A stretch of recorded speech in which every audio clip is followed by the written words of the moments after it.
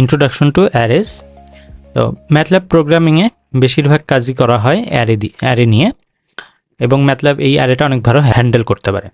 তো অ্যারেটা কি, যে একাধিক নাম্বারের সংকলন যেগুলো একটা রেক্টাঙ্গুলার প্যাটার্নে সাজানো থাকে। তো ম্যাথল্যাব এর বেসিক ডেটা টাইপই হলো এই অ্যারে, কারণ ম্যাথল্যাব সব ডেটাই অ্যারে হিসাবে রিপ্রেজেন্ট করে। ইভেন আমরা যে সিঙ্গেল ভ্যালু যেটা স্কেলার বলছিলাম আগে, সেটাও ম্যাথল্যাব 1/1 এর একটা অ্যারে হিসাবে, এই যে 1/1 এর একটা অ্যারে হিসাবে রিপ্রেজেন্ট করে।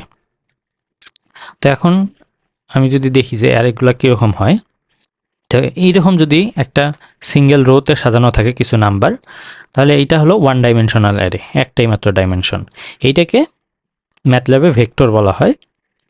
আর যদি এভাবে কলাম ওয়াইজ থাকে, সেটা হলো কলাম ভেক্টর বলা যায়। এটা রো ভেক্টর, এটা কলাম ভেক্টর। 1 ডাইমেনশনালটাই হলো ভেক্টর। এরপরে যদি দেখি যে টেবল আকারে সাজানো থাকে এভাবে, এখানে এইভাবে টেবল আকারে সাজানো থাকে, এটার তাহলে 2টা ডাইমেনশন আছে, এটা একটা ডাইমেনশন, এটার একটা ডাইমেনশন। 2 ডাইমেনশনাল অ্যারেটাকে ম্যাট্রিক্স বলা হয়, যদিও অনেক সময়ই ম্যাট্রিক্সটা মানে অ্যারে আর ম্যাট্রিক্স ইন্টারচেঞ্জেবলি ইউজ হয়। এখন ম্যাথল্যাবে আমি অ্যারেটা কিভাবে ডিফাইন করব সেটা দেখব।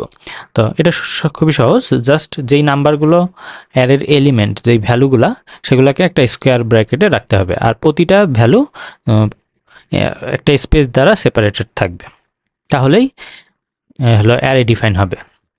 যে ভি ইকুয়াল 1 2 4 5 কিছু র্যান্ডম ভ্যালু আমি এভাবে ডিফাইন করলাম, এটা একটা ভেক্টর হইলো। তাইলে এখন যদি আমি চাই যে নতুন রো শুরু করতে, একটা রো তো আমি ডিফাইন করলাম, তারপরে নতুন আরেকটা রো শুরু করতে, মানে ম্যাট্রিক্স ডিফাইন করতে, তাহলে আমাকে যে সেমিকোলন ইউজ করতে হবে। সেমিকোলন ইউজ করা মানে এটা ইন্ডিকেট করে যে একটা নতুন রো শুরু হবে। এভাবে আমি ম্যাট্রিক্স ডিফাইন করতে পারি, মানে 2 ডাইমেনশনাল, যেমন 2 3 5, তারপরে এই যে সেমিকোলন দেওয়া মানে এর পরের রোটা শুরু হবে, পরের রো এর ভ্যালু দেই,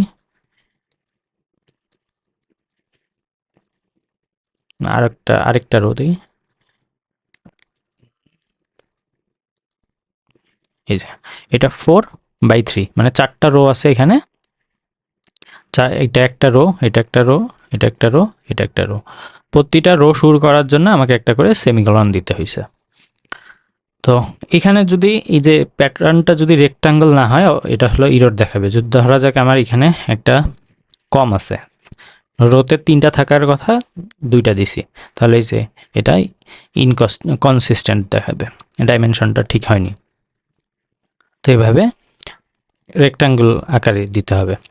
এভাবে আমি ম্যাট্রিক্স ডিফাইন করলাম। তো ম্যাট্রিক্স বা 2 ডাইমেনশনাল অ্যারে আরেকভাবে ডিফাইন করা যায়, সেটা হলো নতুন লাইনে দিতে পারি, সেমিকোলন না ইউজ করে ইন্টারচেপে নতুন লাইনে যাব, এভাবে ডিফাইন করে যদি দেই, সেক্ষেত্রেও এই যে আগের আউটপুটের মতো পাচ্ছি, মানে সেমিকোলন না ইউজ করে আমি নিউ লাইন ইউজ করতে পারি।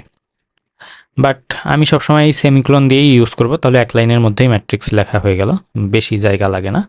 তো এখন যেটা দেখব, যে আগে যে অপারেশনগুলো দেখছিলাম, অ্যারিথমেটিক, তারপর বিভিন্ন ফাংশন, সেগুলা এই ভেক্টরের উপরও অ্যাপ্লাই করা যায়। অ্যারিথমেটিক তো না, যেগুলো হলো ফাংশন ইউজ করছিলাম, কমন ম্যাথ ফাংশন স্কেলারের উপর। তো সিমিলার ওয়েতে এগুলা এই ভেক্টরের উপরও অ্যাপ্লিকেবল। যেমন যদি আমি প্রথমে স্কোয়ার রুট ফাংশনটা দেখি, তো এখানে যদি আমি ভেক্টরটা দিই, ভিটা দিই, তাহলে কি হবে, এখানকার যে প্রতিটা এলিমেন্ট 1-এর উপর স্কোয়ার রুট করছে, 2-এর উপর স্কোয়ার রুট করছে, 4-এর উপর স্কোয়ার রুট করছে, তারপরে 8-এর উপর স্কোয়ার রুট করছে, প্রতিটা ভ্যালুর উপর স্কোয়ার রুট করে সেটা একটা নতুন অ্যারে ক্রিয়েট করে আমাকে রেজাল্টটা দিয়ে দিছে। তো যদি এম দিই, সেক্ষেত্রে এম এর উপর প্রতিটা ভ্যালুর জন্য স্কোয়ার রুট করছে, তারপরে সাইন ইউজ করছিলাম সেটা, এভাবে প্রতিটা এলিমেন্টের উপর এই ফাংশনটা, সাইন ফাংশনটা অ্যাপ্লাই হবে এবং আমাকে নতুন একটা অ্যারে দিবে।